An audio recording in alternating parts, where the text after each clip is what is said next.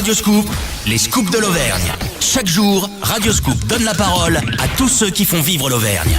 Allez, bon lundi, bon début de semaine et merci d'avoir choisi Radioscoop pour vous accompagner pendant la pause déjeuner. Peut-être que vous êtes en ce moment du côté de la place de la Victoire, de la rue des Gras ou de la place de Jaude. Bon, dans tous les cas, merci d'avoir choisi Radioscoop, même tout autour de Clermont, de Vichy. Vous êtes branchés 98.8. Vous nous écoutez également sur Internet, je le sais, très nombreux avec le son haute définition. Et moi, je vous accompagne jusqu'à 13h. La bonne nouvelle, c'est qu'on est reparti pour une nouvelle semaine entre midi et 13h avec les scoops de l'Auvergne.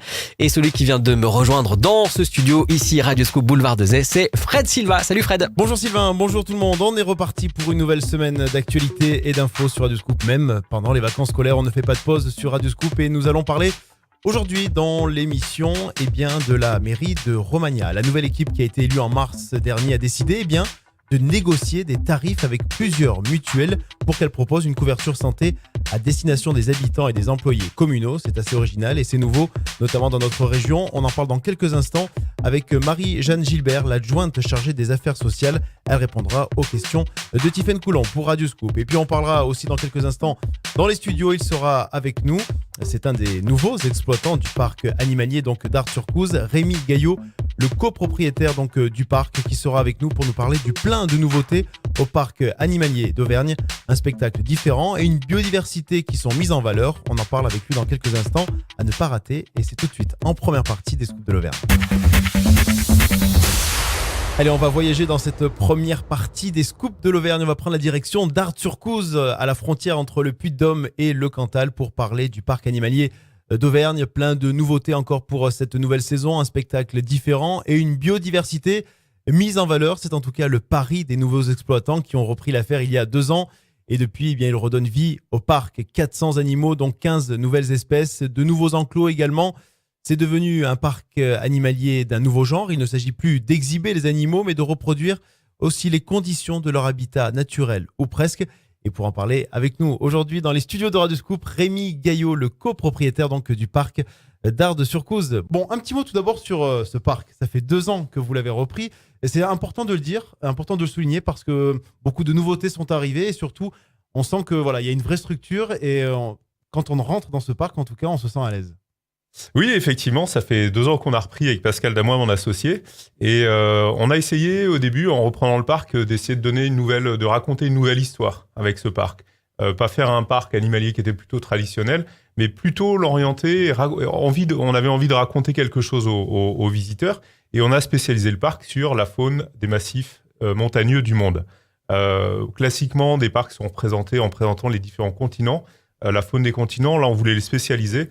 Et on arrive à présenter la faune des massifs du Mont Kenya, avec des girafes, hippos, lions, etc.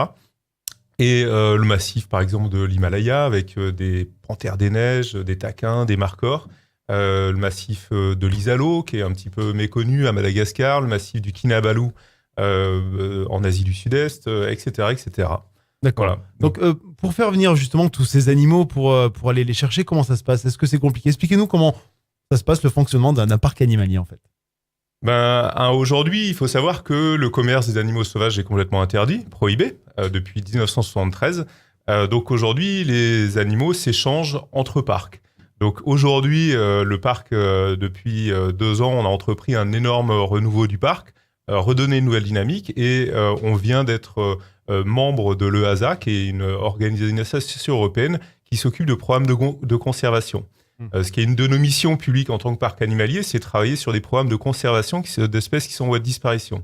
Le parc aujourd'hui fait partie de l'EASA, donc on bénéficie de ces programmes de conservation, on est partie intégrante de ces programmes de conservation. Donc les animaux sont échangés entre parcs. On vient de recevoir 3 girafes au parc. Il y en a une qui vient de Paris, une autre d'Allemagne, une autre de Hollande. On a reçu des taquins et des markhors qui viennent d'Helsinki, en Finlande, etc. Donc les animaux ne sont pas achetés, mais sont échangés entre parcs. Tout ça pour favoriser la conservation de ces espèces, favoriser les programmes de conservation, des programmes de reproduction, pour que ces espèces subsistent tout simplement. D'accord. Bon, est-ce qu'elles s'adaptent bien en Auvergne, justement, dans notre région ?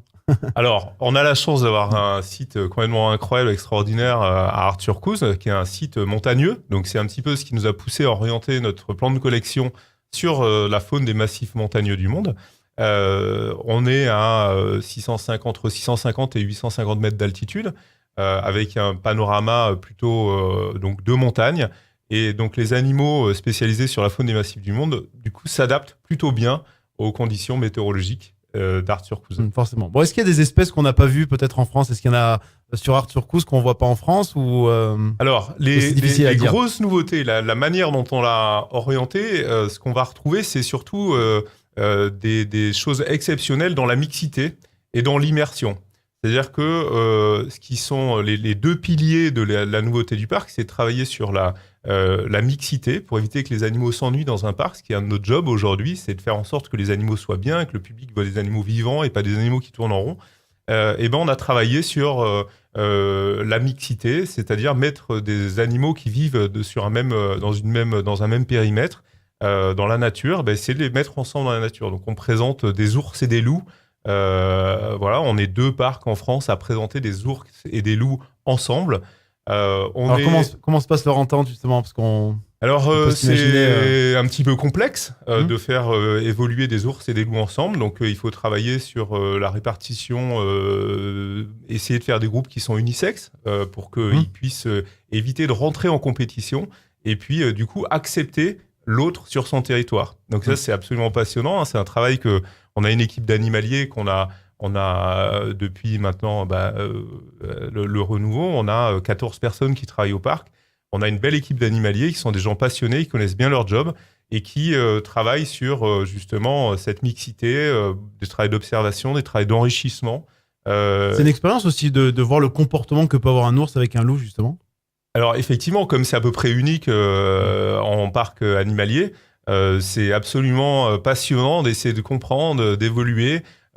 Justement, grâce à l'EASA, cette organisation, cette association européenne qu'on vient d'intégrer, on arrive à travailler avec les coordinateurs de l'EASA, s'échanger des informations et nous leur donner des retours d'expérience. Et puis, tout ça fait que on arrive progressivement à faire avancer les connaissances sur ces espèces menacées. Bon. Donc voilà, des animaux en mixité. On présente des chamois avec des bouquetins également. On présente nos girafes avec 2 espèces d'antilopes qui sont absolument incroyables, qui sont aussi des espèces en voie de disparition, les hippotragues et les coqs de l'échoué, etc. Enfin voilà le nouveau visage du parc animalier. Bon. Comment ça se passe aussi au niveau des animations? Est-ce qu'il y a des animations dans le parc aussi? Bien sûr, il y a la visite pour aller voir les animaux de plus près. Les enfants aiment ça, mais je crois qu'il y a d'autres choses aussi autour du parc. Oui, alors complètement. C'est ce qui fait également un de nos angles d'attaque et de renouveau au parc animalier. C'est justement les animations. Faire en sorte que le public passe une journée qui soit absolument inoubliable. Moi, j'ai la banane quand, à la fin de la journée, il y a des gens qui viennent et qui me disent « Écoutez, on a passé une journée complètement incroyable ». Et aujourd'hui, je pense que c'est une vraie satisfaction après 2 ans d'avoir ces retours-là. On a 13 000 personnes qui nous suivent sur Facebook. Ce qui commence à être, me semble-t-il, une des premières communautés de Facebook de parcs touristiques en Auvergne. Donc, c'est une belle communauté. Et ça, on l'a grâce à justement les animations dont vous parliez. Animation, donc, quand vous venez une journée au parc animalier en pleine saison, on présente 7 nourrissages animaliers.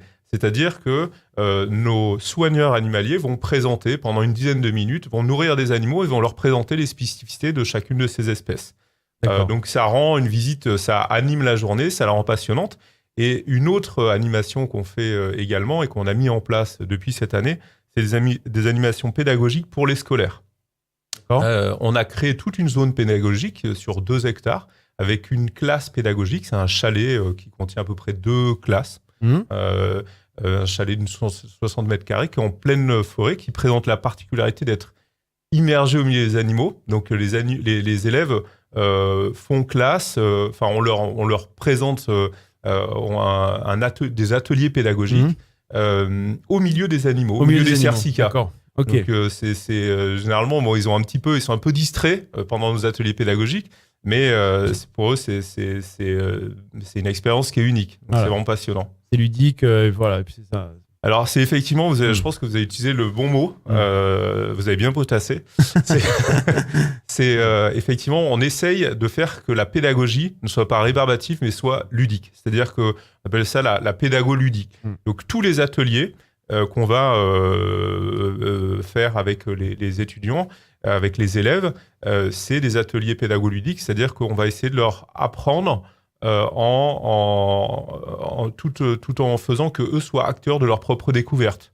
D'accord. Donc on leur fait faire des choses. Par exemple, on a un atelier qui est l'atelier des traces, où on leur apprend à reconnaître des traces dans la nature, et ils font un relevé d'empreintes et ils repartent tous avec une trace d'un animal. Donc les élèves généralement repartent aussi avec une banane incroyable à la fin de leur journée. Rémi, restez avec nous, on fait une petite pause sur Radio Scoop et on revient très vite pour la deuxième partie des scoops de l'Auvergne et c'est juste après la pause. À tout de suite. Radio Scoop, les scoops de l'Auvergne.